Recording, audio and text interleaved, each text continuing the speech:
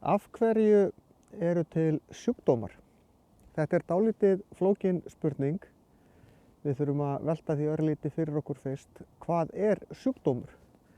En sjúkdómur er í raun bara eitthvað sem gerir okkur veik. Það getur gerst vegna þess að einhver líffæri í líkamanum starfi ekki rétt eða hreinlega bila. Það getur verið vegna eituráhrifa á einhverjum efnum sem berast inn í líkamann og það getur verið vegna einhverja lífvera sem að gera okkur veik og þá erum við komin í það sem við kallum smitsjúkdóma. Smitsjúkdómar skiptast í tvo meginhópa. Það eru bakteríusjúkdómar og það eru veirusjúkdómar.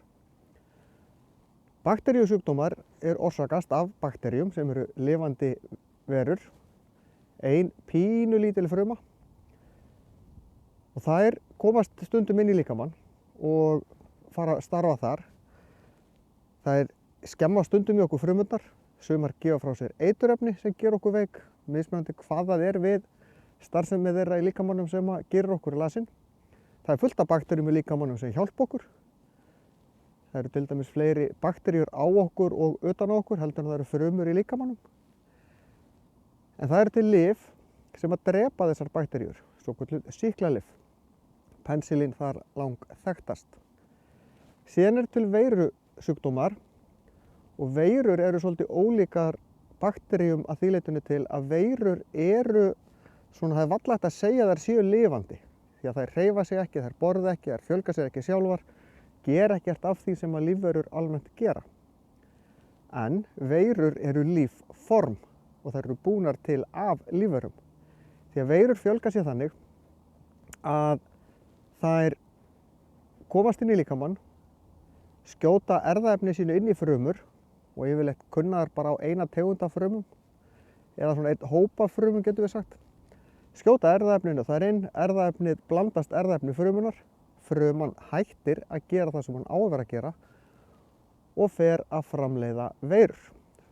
Fyllist af veirum, svo springur hún og þannig til miklu fleiri veirur. Svona kemur veiran erfðaefni sínu áfram.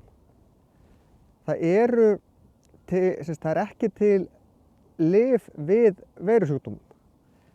En það eru til bóluefni sem kenna líkamanum að tækla þetta sjálfur. Þá eru sprautað í okkur svokölluðu mótefnavökum, það er svona megin aðferðin við bóluefni gagnvart veirum og þá lærir líkaminn á sjúkdóminn og almennt er það þannig með veirusjúkdómi við fáum þá bara einu sinni því að líkaminn lærir á þá. Kvef til dæmis er veirusjúkdómur. En hvernig stendur þá því við fáum aftur og aftur kvef? Jú, það er vegna þess að það eru til yfir 100 tegundir af kvefveirum. Síðan eru til sjúkdómar sem orsakast af frumdýrum sem eru stærri og flóknari einfruma dýr. Malaría til dæmis orsakast af frumdýri. Síðan eru til sjúkdómar sem orsakast af stundum kallaðir hægverkandi veirusjúkdómar. Þetta er ekki veira, heldur kallast þetta príon.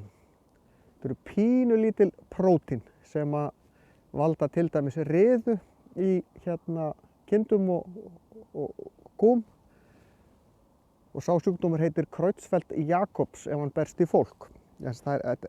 Riða berst ekki í fólk, heldur er til bara sambærilegu sjúkdómur sem heitir Creutzfeldt-Jakobs. Þessi prótín berast inn í miðtaugakerfið og eyðileggja það. En ef fólk fær Creutzfeldt-Jakobs þá tapar það meðal annars jafnvægisskynjun eða svona erfitt með að halda jafnvægi, svona vaggar fólk til þess að þetta kalla riða í kindum og kúm. En það er alveg sama hvaða sjúkdóm við erum að tala hvort sem hann orsakast af bakteríu, veiru, frumdýri eða einhver öðru, á kannski ekki alveg við þessi príon. En takmarkið hjá þessum lífverum eða lífformum er að koma erfðaefni sín áfram. Þetta er bara þeirra leið til þess að lifa. Hafa þau eitthvað minni tilverurétt heldur en við? Kannski, ég veit það ekki. En þetta er þeirra leið til þess að koma sínu erfðaefni áfram. Það er það sem lífið gengur út á hjá lífverum almennt. Það er að fjölga sér og koma erfðaefninu sínu áfram.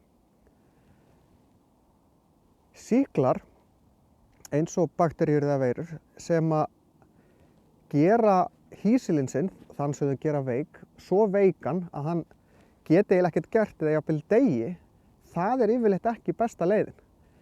Því að ef að einstaklingurinn er mjög lasinn, er hann þá að smita einhvern annan? Nei, þá liggur hann bara í rúminu sínu. Þannig að bestu sýklarnir eru þeir sem að gera fólk lítið veikt, eins og kvef. Þannig að fólk heldur áfram að fara þó það sé með einkenni, þó það sé að smita, því að það skiptir ekkert öllum máli þó að það smiti aðra af kvefi.